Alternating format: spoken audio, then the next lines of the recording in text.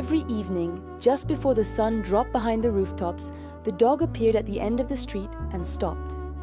He always stopped in the same place, as if checking the time, as if listening for something only he could hear. Then he walked the rest of the way to the fire station and sat down in front of the closed doors. He didn't bark, he didn't pace, he just waited. And the question that hung in the air, night after night, was simple and impossible at the same time. Did he know why the door never opened anymore? Hi, I'm really glad you're here, because this isn't just a story about a dog waiting outside a building. It's a story about routine and how powerful it can be, about loyalty that doesn't ask for explanations, and about a quiet presence that would eventually change the way an entire firehouse thought about service, loss, and what it means to show up.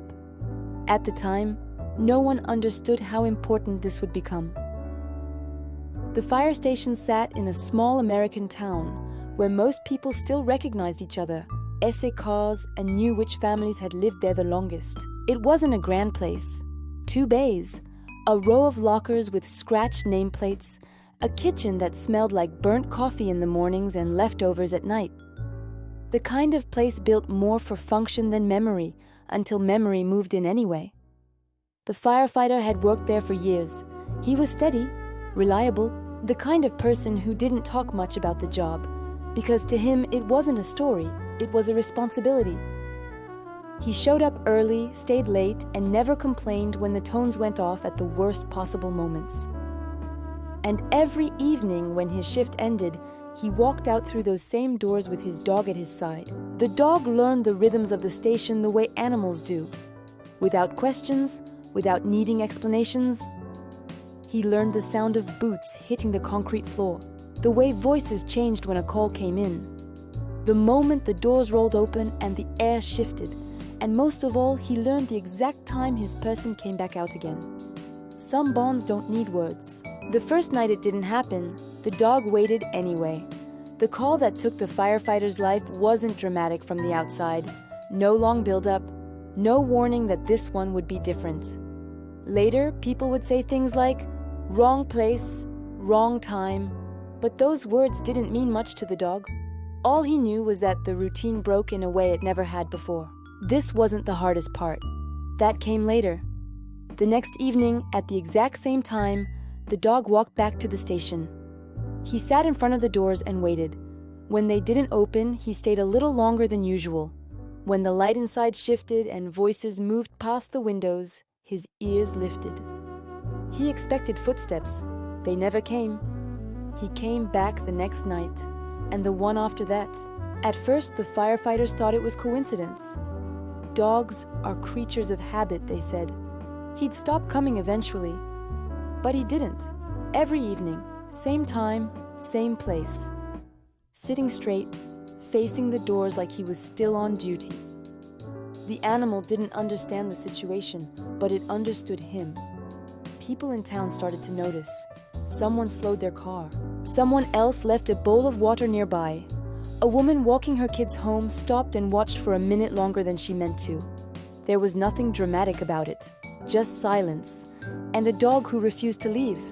He didn't whine, he didn't scratch at the door. It could have run away, it didn't. Inside the firehouse, things changed quietly. Conversations dropped when 6 o'clock came around. Someone always glanced toward the front door. A few of the firefighters sat with their backs to the wall during dinner, looking out the window instead of at their plates. No one said it out loud, but they all felt it. The waiting wasn't just his anymore. Later, this moment would mean everything. One evening, the chief unlocked the door. It wasn't a ceremony, no announcement, just a decision made in a low voice, the way some of the most important ones are. The dog stood up when the door opened. He stepped inside slowly, as if asking permission from the floor itself. He paused, looked around, and then walked to the exact spot where he used to lie down during shift change. This is where the story quietly turns. From that night on, the dog was allowed inside. Not as a mascot, not as a symbol, just as part of the space. His leash hung near a locker. A bowl stayed by the wall. When the tones went off, he lifted his head, When the doors rolled open, he watched. When the shift ended, he stayed. Nothing would be the same after this. The town kept talking about him, but the firefighters didn't. They didn't need to.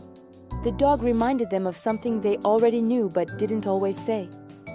That showing up matters. That routine can be a form of love. And that loyalty doesn't disappear just because someone does. Over time, the dog stopped sitting by the door. Not because he forgot, but because, in his own way, he understood. He stayed inside after that, with the others, where the waiting didn't hurt quite as much. Years later, people still remember him. Not because he waited until the end, but because he showed what quiet devotion looks like when no one is watching. And if this story stayed with you for a moment, if it made you pause and sit with it, you're welcome to stay a little longer.